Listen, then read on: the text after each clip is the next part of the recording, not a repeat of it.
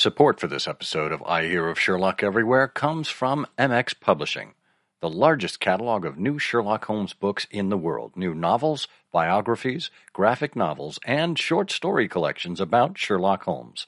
Find them online at mxpublishing.com. And by the Wessex Press, the premier publisher of books about Sherlock Holmes and his world. Find them online at wessexpress.com. And Dan Andriaco Mysteries, featuring Sebastian McCabe and Jeff Cody. Their new second casebook, Murderer's Row, is here, featuring stories around the holidays. More information at danandriaco.com. I Hear of Sherlock Everywhere, Episode 200, Enola Holmes. I hear of Sherlock everywhere since you became a chronicler. In a world where it's always 1895, comes I Hear of Sherlock Everywhere, a podcast for devotees of Mr. Sherlock Holmes, the world's first unofficial consulting detective. I've heard of you before. You're Holmes the meddler, Holmes the busybody, Holmes the Scotland Yard Jack in office. The game's afoot as we discuss goings-on in the world of Sherlock Holmes enthusiasts, the Baker Street irregulars, and popular culture related to the great detective. As we go to press, sensational developments have been reported. So join your hosts, Scott Monty and Burt Wolder, as they talk about what's new in the world of Sherlock Holmes. You couldn't have come at a better time! Welcome back to I Hear of Sherlock Everywhere, the first podcast for Sherlock Holmes devotees where it's always 1895. I'm Scott Monty. I'm Burt Wolder. And boy, are we excited today because we are going to be talking with the author of the Enola Holmes Mysteries series, which of course has been turned into a movie on Netflix, scheduled to come out on September 23rd. We'll be with Nancy Springer in just a moment. But first, we want to remind you that you can find the show notes for this episode at ihose.co/ihose200. And that will bring you directly to our website, which is ihearofsherlock.com. There on that notes page, you can leave us a comment. You can find links to the stories and books and other things that we're talking about in this episode, and you can share it with other people. We love other people to learn about our show, and you are our best way of getting the word out. So if you're enjoying what you hear here, if you are enjoying what you read on our site, please consider sharing it on whatever platform works for you. We do appreciate your support, and we look forward to getting the word out. Well, Bert, I mentioned that the secret link for this show episode is ihose.co/ihose200. It's our 200th episode. Oh, we don't look an episode over 150. And I'm sorry, I didn't get you anything for our 200th. What, do you know what the traditional anniversary gift is for 200? Well, I think it's, I think it must be a burial plot. Burial plot? Well, I was thinking along the Walt Disney lines. I was thinking liquid nitrogen. Oh, liquid nitrogen. Oh, yeah, very good. Cryogenics. It's the cryogenic anniversary. Oh, amazing. Well, yeah, we have been on the air now for 14 seasons. And this is our 200th episode. We managed to crank out, what is it, about 24 episodes a year. So we're on a pretty steady pace at this point. Not as often as some people would like, and too frequent as other people say. So, I think we're striking a good balance at this point. Oh, me too. And we've got lots of interesting things to talk about and think about in the months ahead. So there's no end in sight. And if you are a new listener, if you're just joining us because you enjoy the Enola Holmes stories and you enjoy Nancy Springer, welcome. We encourage you to listen to our back catalog, which, we're available on most major podcast platforms. But you can also go to our website and look under the listen section there in the navigation and find our show archives there.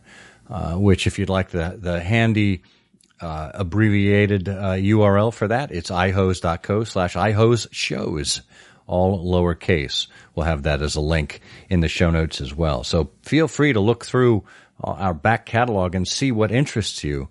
We now are a primarily interview show, but we have earlier episodes where we talked about Sherlockian topics. And if it's other Sherlockian topics that interest you, we also have a companion program that comes out every week. It's about 15 to 20 minutes long, and it's called Trifles. You can find that at SherlockHolmesPodcast.com. So feel free to listen to your heart's content. Nancy Springer has published 40 novels for adults, young adults, and children. In a career beginning shortly after she graduated from Gettysburg College in 1970, Springer wrote for 10 years in the imaginary realms of mythological fantasy, then ventured on to contemporary fantasy, magical realism, and women's fiction and suspense before turning her attention to children's literature. Her novels and stories for middle grade and young adults range from contemporary realism, mystery, crime, and fantasy to her critically acclaimed novels based on the Arthurian mythos I Am Mordred, A Tale of Camelot, and I Am Morgan Le Fay. Springer's children books have won her 2 Edgar Allan Poe Awards, a Carolyn W. Field Award, various Children's Choice Honors, and numerous ALA Best Book listings. Her most recent series include The Tales of Rowan Hood, featuring Robin Hood's daughter, and the Enola Holmes Mysteries, starring the much younger sister of Sherlock Holmes. Nancy Springer, welcome to I Hear of Sherlock Everywhere. Thank you. Well, we will start with you where we put the spotlight on all of our guests and ask you where it is that you first met Sherlock Holmes. When I was very young, my mother had a tremendous library of books, which I, to this day, do not understand because there were no bookstores back in the 1950s where she got all those books. But she had the complete set of Conan Doyle, and I had read and reread and reread until I had memorized every Sherlock Holmes story and novel by the time I was 10 or 12. And I was very upset that I had no more. They were all gone. Were you able to do anything to cure that ennui?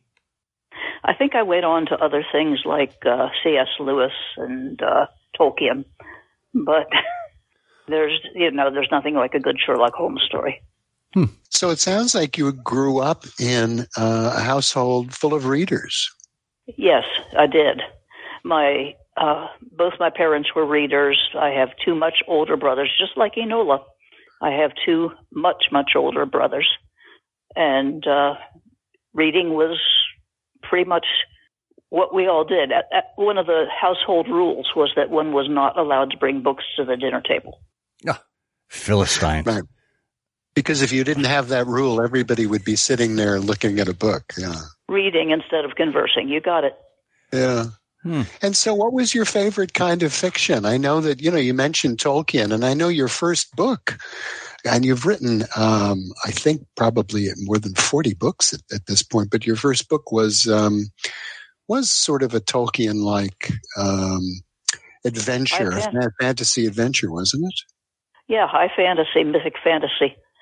Yeah, that my reading tastes are very eclectic, though. I was an English lit major in college, and before that, I would simply read anything I got my hands on, including the back of the cereal box.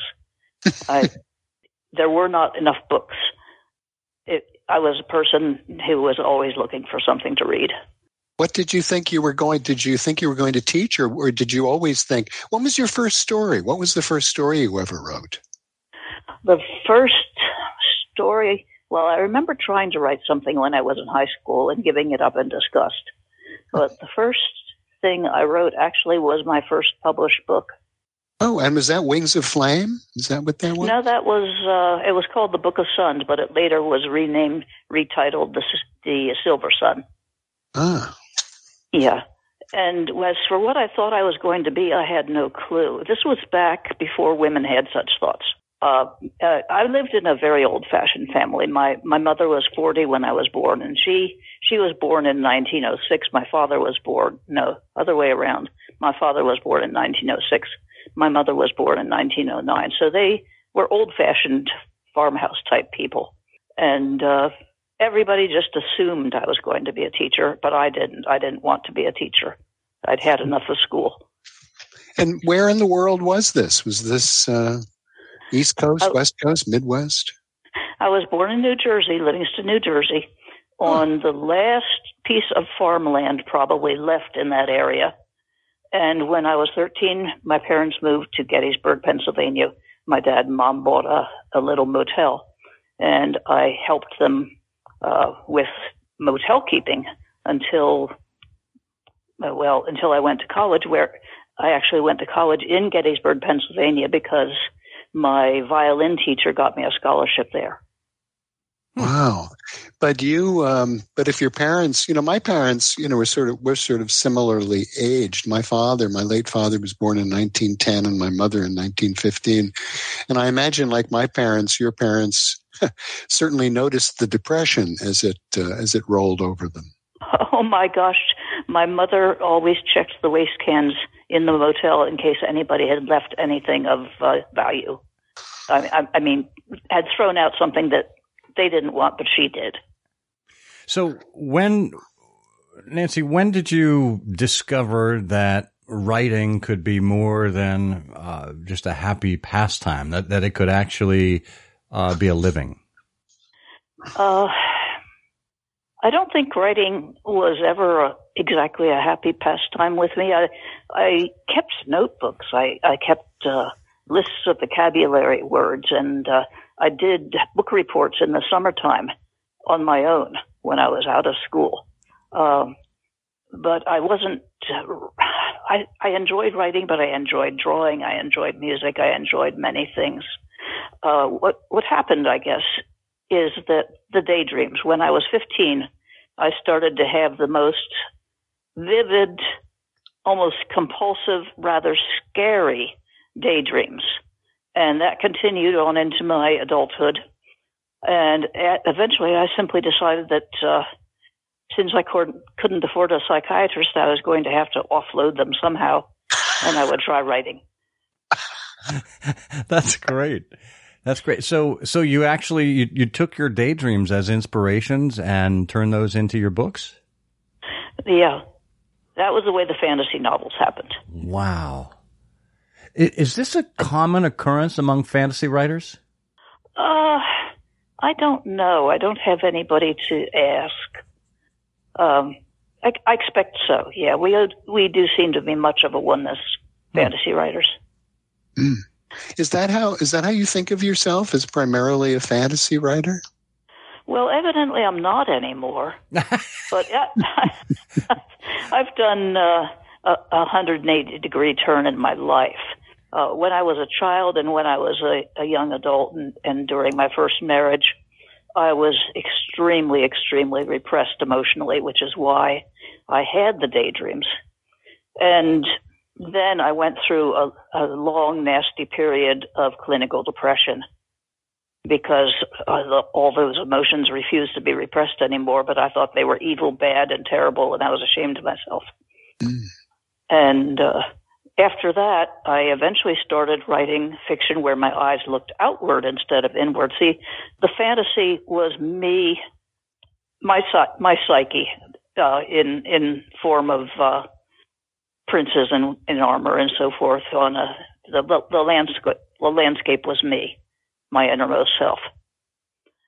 So, but after a while, as I started to get over it, I turned more to contemporary fiction and what do they call it? Magical realism, contemporary fantasy. And I was writing, I gave myself an assignment to write a book for kids who don't like to read. That's crazy, Let's grow cattle for vegetarians. Let's make guns for pacifists. But that book turned out to win an Edgar Allan Poe Award, and I had no idea that I wrote mystery. Ooh, which book was that? It was called Toughing It. And then I won another Edgar the next year for a different book. And I still had no idea I wrote mystery. My agent informed me that I did, absolutely. So I started selling short stories to Alfred Hitchcock and Ellery Queens. It's wonderful. I mean, it sounds, so many, well, everyone is different. There are writers who think of themselves naturally as genre writers. There are writers who have genres imposed on them. You sound like a passionate writer whose interests and expressions occasionally intersect with the market, and then you find out, oh, okay, well, if that's what you want to call it, I can do more of that. I think once I decided I was a writer, which it took me like 5 books before I really realized I was a writer and not just a housewife who wrote books. And before I started saying, I am going to write first thing in the morning instead of making breakfast for everybody. But anyhow, after the 5th book, I decided I really was a writer. And somewhere in that process, I decided that a real writer wrote whatever, everything, anything. So I branched out in all directions, if only for financial reasons, because at one point I was supporting my family, and then at that point I wrote a fantasy novel and a children's novel every year. Yeah. Well, that sounds a lot like people like J.K. Rowling. They have much in common with you.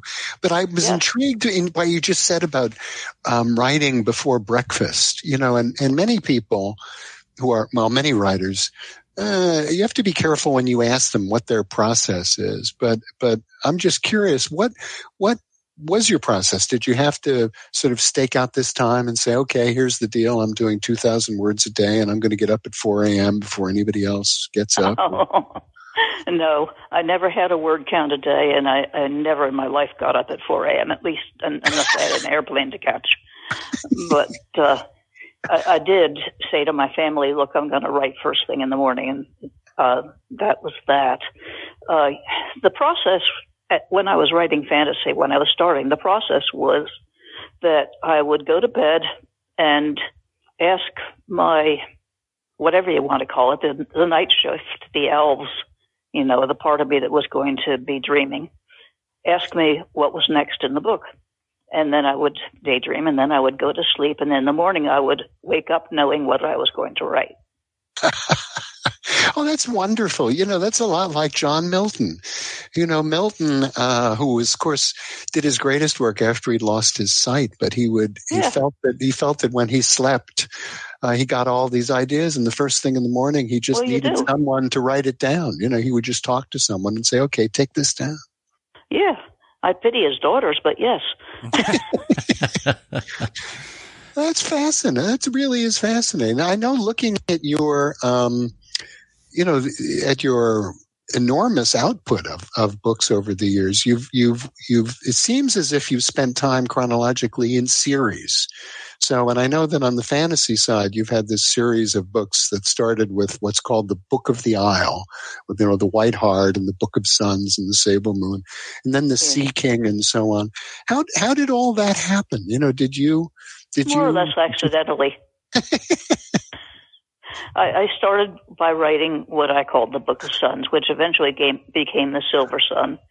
And then I wrote a sequel to it, and then I wrote a prequel to it. And by that time, I still hadn't sold any of that stuff.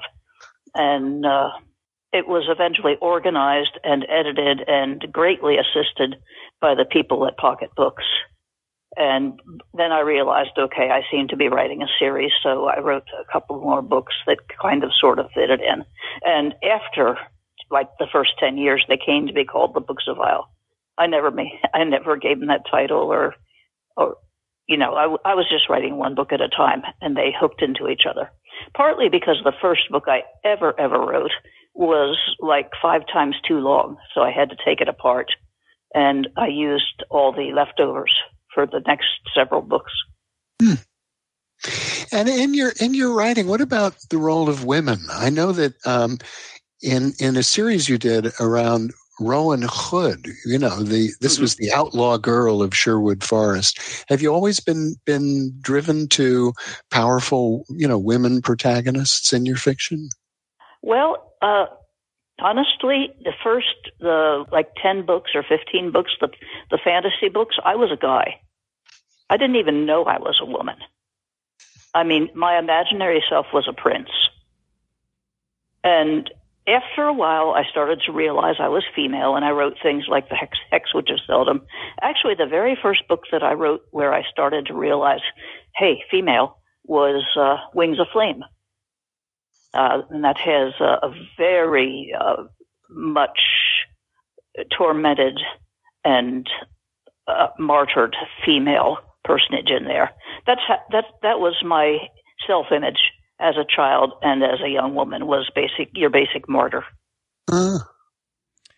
So in terms of having any sort of power or agency, I imagined myself into male characters.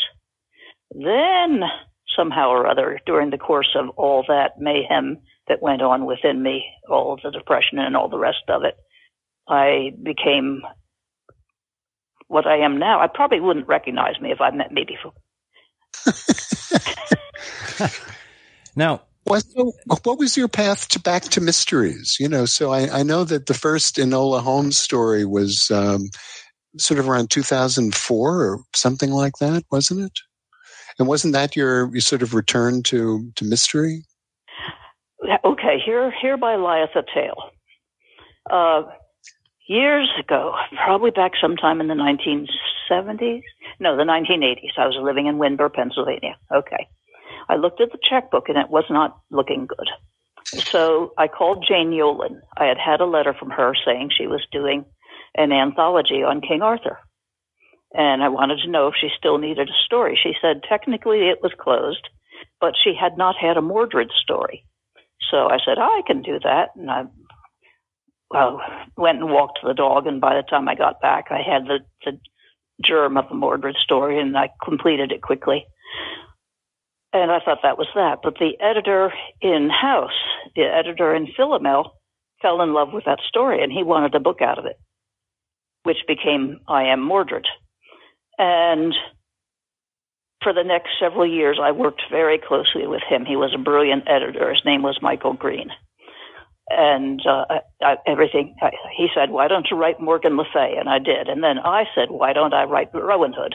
It was Jane Yolen again. She was doing a Sherwood anthology. And I said, well, why don't I write Rowan Hood? That was my idea. But then he called me and said, I want you to write something set in deepest, darkest London at the time of Jack the Ripper. Oh. And he was an extremely savvy editor, and I had never written anything historical in my life. So I said to myself, I had to take him seriously because he was the man. So I said to myself, I always read my mom's King Arthur books, and I wrote the Camelot stories. I always read my mom's Robin Hood books, and I wrote the Rowan Hood stuff. What did my mom have when I was a kid? What did I read that was set in deepest, darkest London at the time of Jack the Ripper? Sherlock Holmes. Perfect. Well, this is a perfect place for us to take a quick break to hear from our sponsor. And after that, we will come back and talk with Nancy Springer about more of Enola Holmes. Stay tuned. Well, our friends at MX Publishing are always up to something, a lot of something, quite frankly. And here's one we wanted to bring to your attention. This is a book that has been out for a while, but there's a special hardback edition available coming up, well, right now. It is The Lighter Side of Sherlock Holmes. It's a collection of Sherlockian cartoons by Norman Chatel. And evidently, Mr. Chatel was big in the 1970s. He was a member of the BSI. This would have been the Julian Wolfe era, and did a number of illustrations that appeared in the Baker Street Journal and the Sherlock Holmes Journal, Serpentine Muse, and other places. Bert, I know you're into art in general, certainly more broadly, but did you ever know Norm Chatel in your time in the BSI? Oh, I must have, but I remember his work, and Yeah, art in the blood takes strangest forms. But I'm a big fan of illustration and cartooning. And cartoons are important because, they teach us so many things in our life. And Norm Chatel's work is great because here he's taking moments and scenes of the canon and just turning them into illustrations that work at a glance. And he had a couple of lovely things about Norm Chatel's work. One is the line. One of the great cartoonists, illustrators, who was called, in fact, the Line King, was Al Hirschfeld, the theatrical illustrator. But Norm's work is similarly all line and with a great use of wash. And he's found lovely little moments in this cartoon collection where Holmes and Moriarty meet, with Holmes both as a young person, which is wonderful. Holmes at a haberdasher's saying to the attendant there, "I'm starting a small consulting practice," and looking at the range of hats, one of which is a deerstalker. But Norm had a wonderful hand, a great eye for setting up a scene. And it's wonderful to see these things again. And the lovely thing is they spark jokes in your mind. And they spark smiles. But they also help people understand the magic of Sherlock Holmes and look a little bit beneath some of the tropes and stereotypes. So it's lovely to see Norm Chatel's work again. It is, and it's something his son Glenn is eminently and rightly proud of.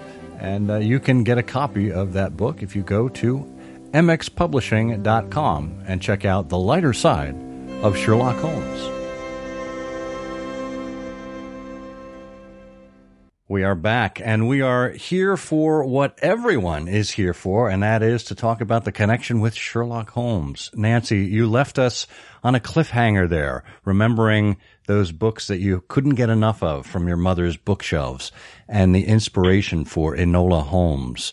I think we've seen that, where this is all going. You discovered the powerful female persona within yourself. You linked it up with the deepest, darkest London of the time of Jack the Ripper.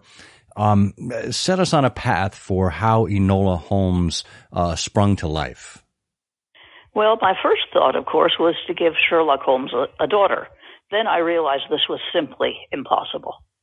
Sherlock Holmes, I don't think I think he's still a virgin. I don't know. I just can't go there with Sherlock Holmes. So then it occurred to me to give him a much, much younger sister. And of course, having been an avid reader of Sherlock Holmes, I had long since noticed that his attitude towards women was cool at best. There was Irene Adler, of course, but then again, there were all the other women who were pretty much fluffernutter, just little dingbats in the cases. So I thought he deserved to have a younger sister who was as smart as him, but in a feminine way. And what people don't realize about being a woman in Victorian times was that women were basically conspirators in holding their own against the power of men. Women had languages, secret languages and codes. And they had to help each other and befriend each other in order to get by in the world of Victorian society. So it's also a mother-daughter story, because Enola's mother was a suffragist, and that was why Enola never saw her brothers, because they couldn't get along with her mother. Interesting. Now, what's the age gap between the brothers and Enola? Oh, I did the math once. I think it's something like 10 to 14 years. Okay, so Enola, in many ways, is growing up as an only child. Exactly, which I did also. You did? Okay, because you mentioned having brothers that were about the same age difference there. So how does that come about? And, just by way of full disclosure, both Bert and I are only wow. children's.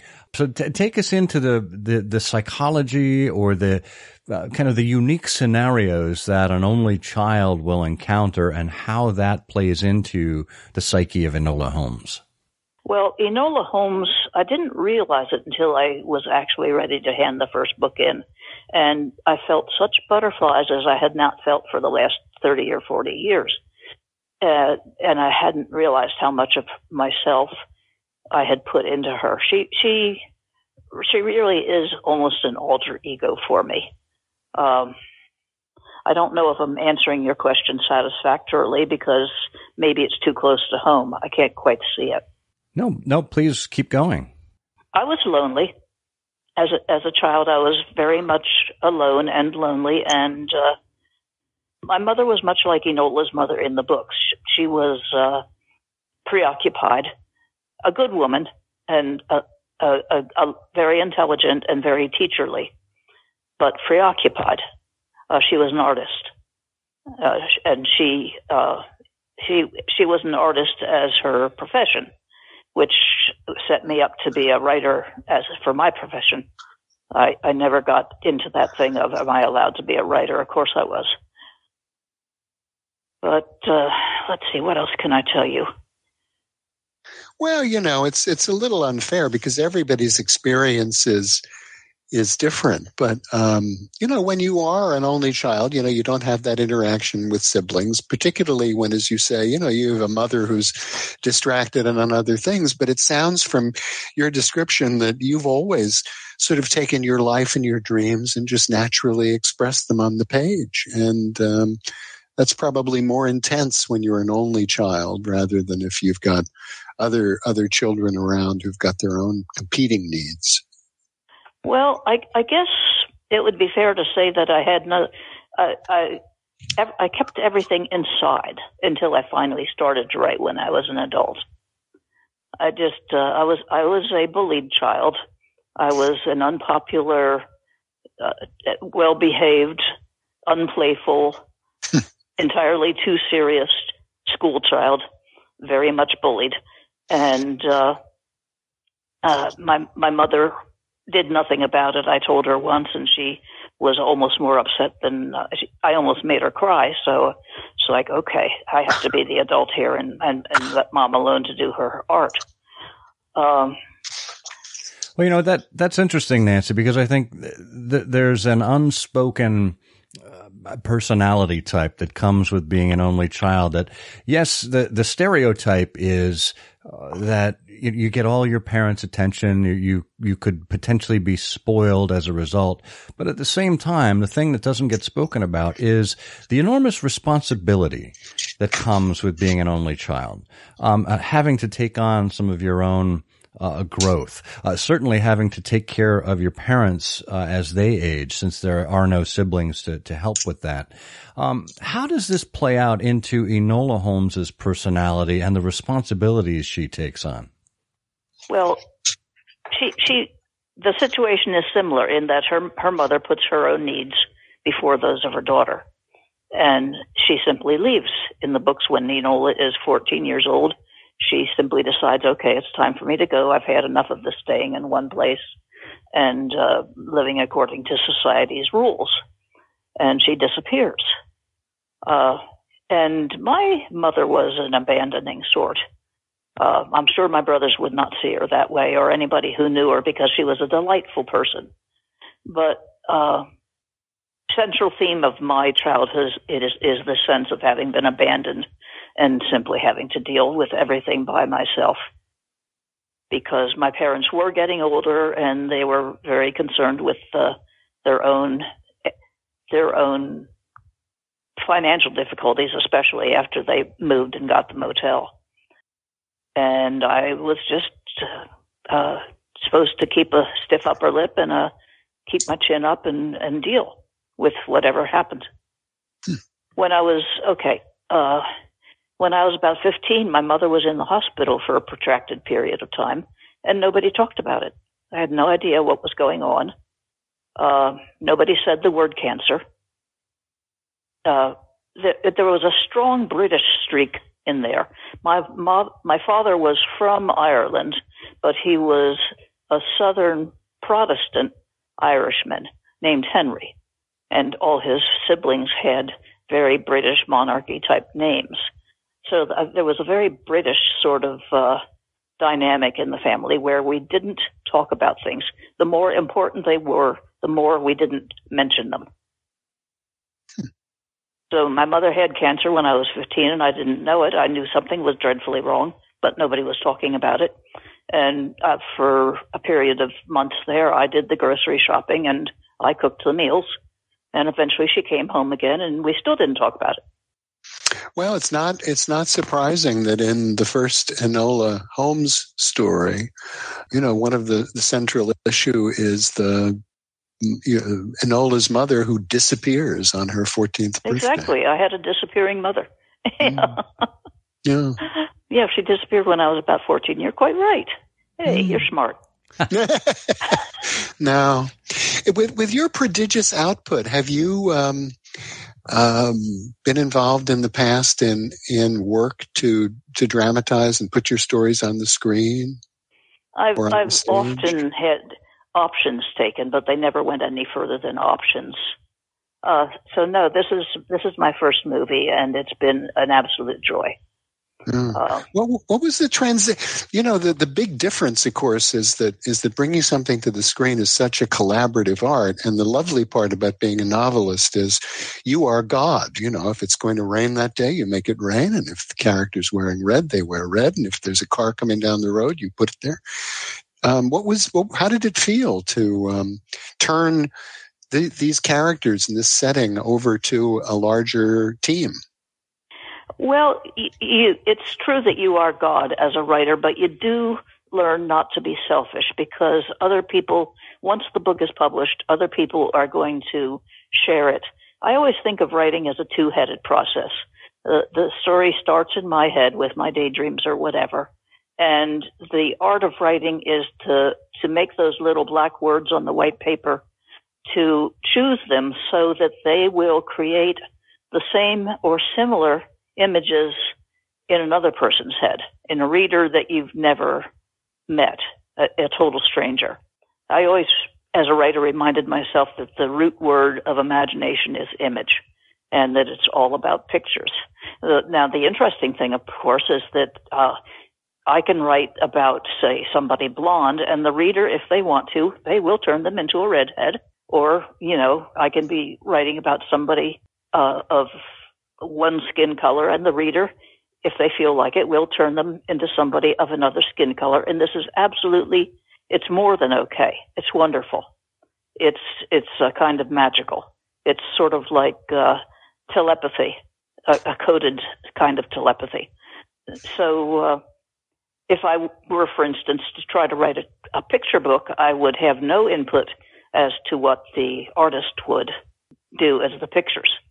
So that would be the reader responding in a similar way. The reader responds with his or her own interpretation of my books.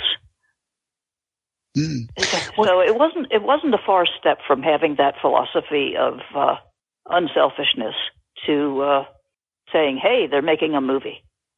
We'll be back to hear Nancy's reaction to her story come to life on the screen just after these words.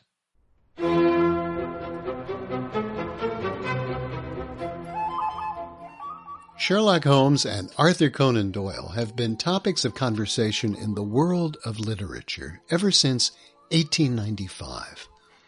Wouldn't it be great to look through all those discussions, have all those articles, reviews, and commentary in one place on your bookshelf? Now you can, because the Wessex Press has published Sherlock Holmes, Conan Doyle, and the Bookman. All the pastiches, parodies, letters, all the columns and commentaries about Sherlock Holmes from 1895 to 1933, from the finest literary magazine of the 20th century, the Bookman, in one place, bringing back dozens of long-lost commentaries about the chronicles of Sherlock Holmes. Don't wait until this handsome volume is out of print. Get your copy of Sherlock Holmes, Conan Doyle, and the Bookman right now at wessexpress.com.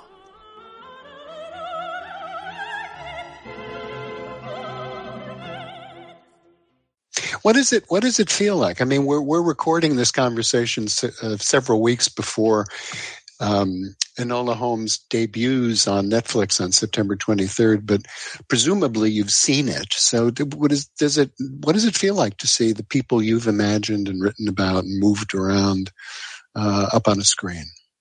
Actually, I haven't seen it.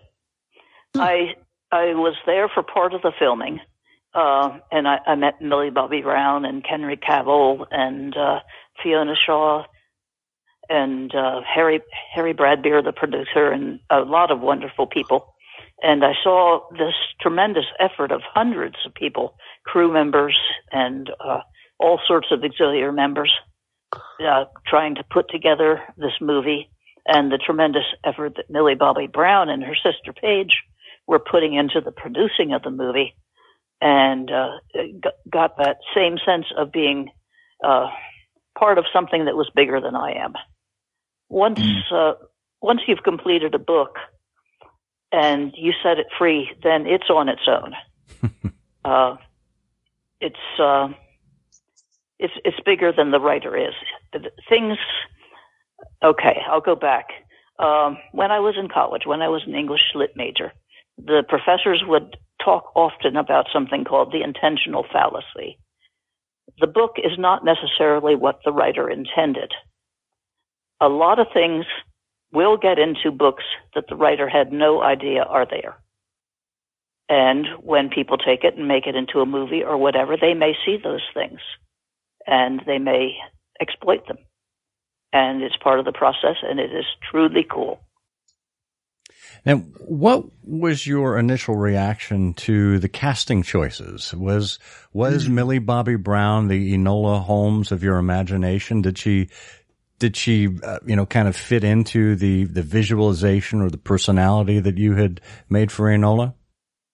Physically speaking, nobody has fit in. Like, for instance, they did the graphic novels, and that Enola in the graphic novels does not look at all like the Enola who was in my imagination, but I love her just the same. She's still Enola. And Millie Bobby Brown, it was her idea. It all started with her. This was not a thing where a Hollywood producer decided to make a movie. It was a thing where a girl read a book. Here I am. For years, I've been writing for teenagers and preteens, and one of them read my book and gave it to her younger sister. It was Paige Brown who gave it to Millie. And Millie said, I want to be this person. And she took it and spearheaded it. And it's all up to her. It's all due to her. Wow. So I could sit, am I going to say you don't look like Enola? Yeah. I don't think so. Oh, that's wonderful. And so are there more Enola Holmes books on the horizon? And will you think, if so, will you be thinking of Millie Bobby Brown as you move this character around? No, I will be thinking of Enola. Ah, good. But yes, there are more books out there, but there have been actually for years, but my agent has been waiting. It's all a matter of timing. Oh, good. I asked her when she was going to start marketing the other books, and she said, probably like September 24th. Perfect timing. Good idea. Good idea. Now, I know that P.D. James, who had this great series with a character named Adam Dalgleish, after a while. I know Adam. Love him. Yes, sure. But she began thinking of him as Roy Marsden, who I think played him for something like 15 years. Yeah. Well, I don't know if she did, but I haven't reached that point yet where I think of Sherlock as Henry Cavill or anything. They're still my own people. But I don't mind sharing them with everybody else. Everybody else is entitled to their vision as much as I'm entitled to mine. Who did you think of when you were thinking of Sherlock, when you were writing her brother? Were you thinking of Basil Rathbone? No, Jeremy Brett. Ah. Good answer. Good answer. And it's interesting though. I was initially taken aback at the selection of Henry Cavill as Sherlock Holmes. You don't typically put Superman and Sherlock Holmes together. If you're going to associate Sherlock Holmes with any superhero, traditionally it's Batman, right? Because let's face it, Sherlock Holmes was the original Caped Crusader. But when I saw the trailer in these past few weeks, and Henry Cavill stood there in that long double-breasted frock coat, he looked a lot like William Gillette, or certainly like Frederick Dorr Steele's illustrations of William Gillette in the early 1900s. And I thought, this could actually work. I was there when I was watching when Henry and Millie filmed a very emotional scene that takes place at the boarding school that she's trying not to beg him to get her out of there. Sherlock is a little bit more on, in the movie, Sherlock is a little bit more on Enola's side than Mycroft is. Mycroft is sort of the bad guy brother, and Sherlock is kind of the good guy brother. But I saw them filming that scene together, and I'm like, yes, this absolutely, totally is going to work. They were perfect. Oh, that's wonderful. So we're hoping for more Enola Holmes on the horizon. What else is keeping you busy, and where are the next forms of inspiration coming from, Nancy? Well, to tell you the truth, I'm now 72 years old. I kept writing in my 60s, but I could feel myself slowing down. And it got to the point where I would get up and start writing, and then after I finished writing, I had to go back to bed again to recover. So, and as I said, I gradually slowed down. I did fewer short stories. I did different kinds of novels. I did something called The Oddling Prince, and I did something totally different called Grand Ghost, which is about a woman who lives in the Florida Panhandle and discovers the skeleton of a child in her backyard. That was me. Except for the skeleton, of course. He wasn't actually there. But that's a relief. Anyhow, long and short of it is, these days I do very little except just putter around online and keep the fan base going, keep what they call the internet platform up. I'm happy to be financially secure and not to feel the pressure to write that I once did. A lot of that, the prolific writer thing, a lot of it had to do with my emotional needs, but a lot of it also had to do with financial need. And now that I'm married for a second time to a different man, I'm no longer having those yearning daydreams. So I don't have the emotional need to write that I used to. Wow, that's quite a journey. I mean, your own, personal and emotional needs, as you've said, your financial needs. It's really all come home for you now, and it's wonderful to hear. It has. It's like a story in and of itself. Yeah, It's well, a total 180. Maybe that's your next story. Who knows? Well. The good news is, I think you leave the emotional needs of your readers in the balance, and they are always yearning for more. So that's a wonderful feeling to have as a writer. Thank you, Nancy Springer. Thank you so much for sharing your story and your stories with us. We're very much looking forward to where the arc of Enola Holmes is going next, and we encourage everyone to watch Enola Holmes spring to life on the screen on Netflix on September 23rd. Nancy, thank you. Thank you very much.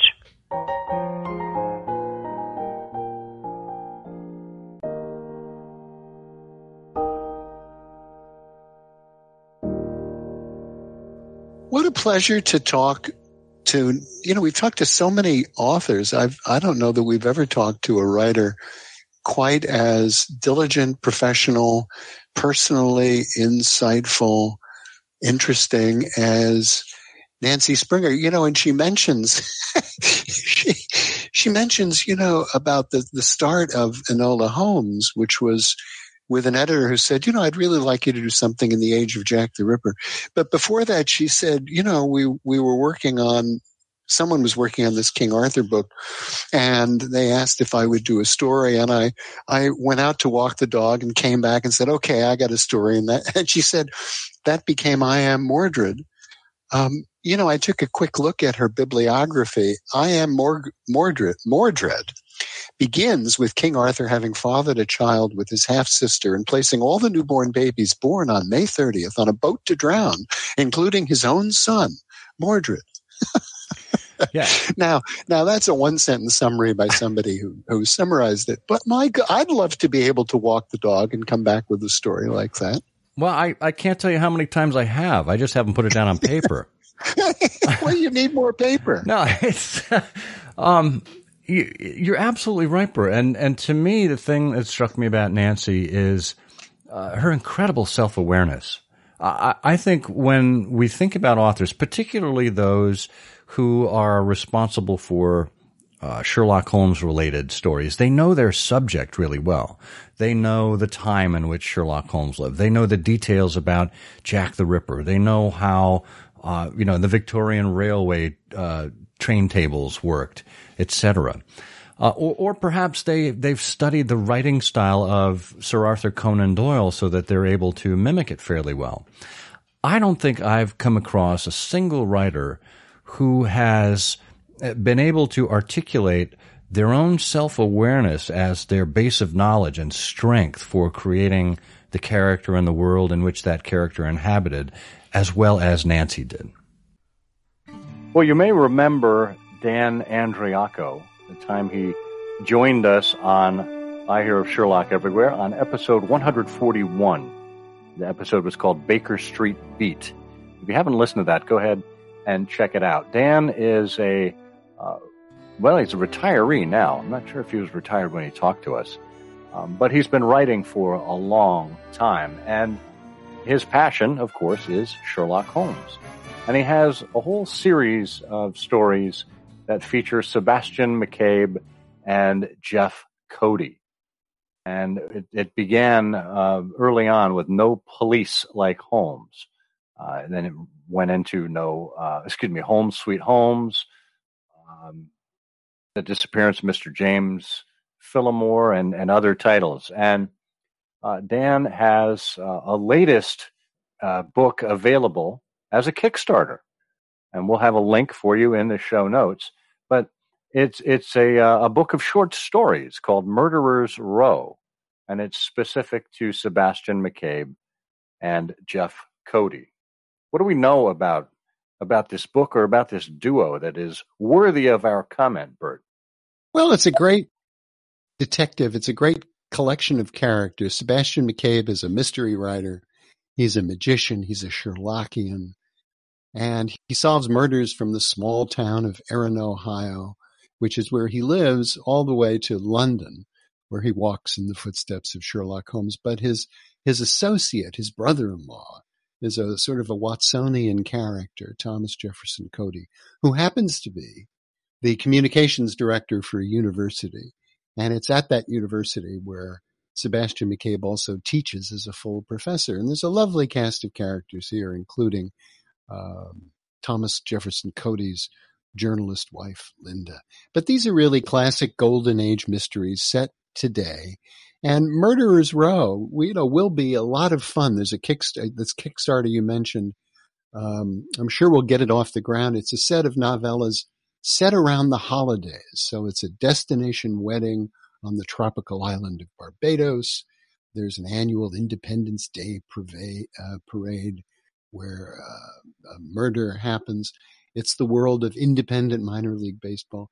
And the lovely thing about it, because Dan shares our interest in bow ties. And in fact, he is the top knot of his last bow. And that's how, one of our deeper connections to Dan. But the lovely part of this is when you're reading something and the author is referring to something Sherlockian, because you'll find a quote. Well, Dan, obviously, as a Sherlockian, has peppered these stories with lovely references to Sherlock Holmes. And part of the fun of reading them is discovering them. So it's really a lot of fun. It is. And go and have yourself some fun at Kickstarter. We'll have a link in the show notes, or just go directly to danandriaco.com and poke around there. You'll have a grand time.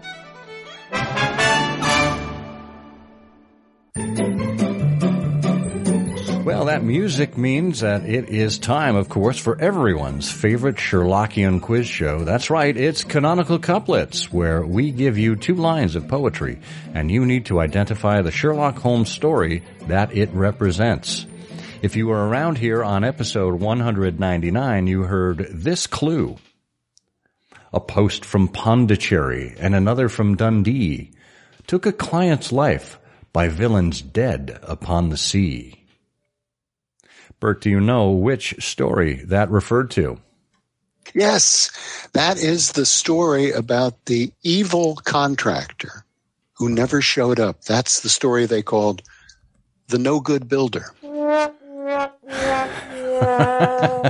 I'll tell you, there's something no good about this right now. Yeah, that's it's not even close. It's the 5 Orange Pips. Oh, wrong again. Yeah. Although I will say, we had another helpful hint from our friend Eric Deckers, who said it was Gladys Openshaw and the Orange Pips.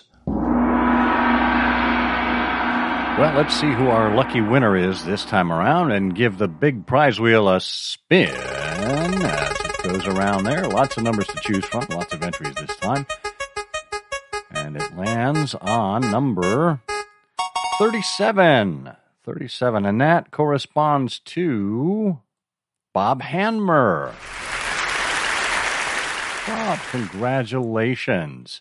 You are the lucky winner of an MX book of Sherlock Holmes stories. We'll be getting that out to you post-haste. And now we will give you a chance to win a prize. This time the prize around is a copy of Nancy Springer's first Enola Holmes book, The Case of the Missing Marquess. And here's the clue. An ugly, long hair fond of creosote led to the Thames and a steam-powered boat. If you know the answer to this week's canonical couplet, jot it down in an email addressed to comment@ihearofsherlock.com with canonical couplet in the subject line. If you are among the correct answers and we choose your name at random, you'll win. Good luck. All right. I'm surprised we continue to make it through that process every week or every episode. Yes, well, just shows you what diligence will do. Something like that. Well, I would be remiss to if I did not mention that you have an opportunity to get your hands on some Sherlockian merchandise, some Sherlockian wearable merchandise. You know, we're living in the age of COVID, and people are all masked up all around the world, really.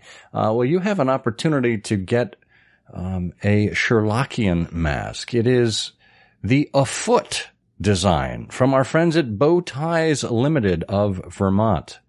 You remember that we had Cy Tall here on the show earlier in 2020 to talk about bow ties. We talked with her on episode 184, Tying One On with Sherlock Holmes. And during the pandemic, Bow Ties Limited has pivoted and now offer not only bow ties and neckties, but also masks. And the afoot comes from one of their bow tie patterns with little dog paw prints on it. And it, of course, is inspired by Sherlock Holmes and the games of foot. So highly appropriate that IHO's listeners have a chance to get an afoot mask. Bert, have you gotten any fashion-forward masks yet? No, well, a couple. My wife has actually been sewing masks for charity. There's a charitable operation that does that. And she has a very nice design, but I don't have anything remotely as fashionable as what our pals at Bow Ties do. Well, we'll have to correct that pretty soon then. Yeah. All right. Well, I think we've pretty much done as much damage here as we possibly can. Until the next time around, I am the constantly masked Scott Monty. And I am the perpetually muted Burt Wolder. And together, with masks on, we say... The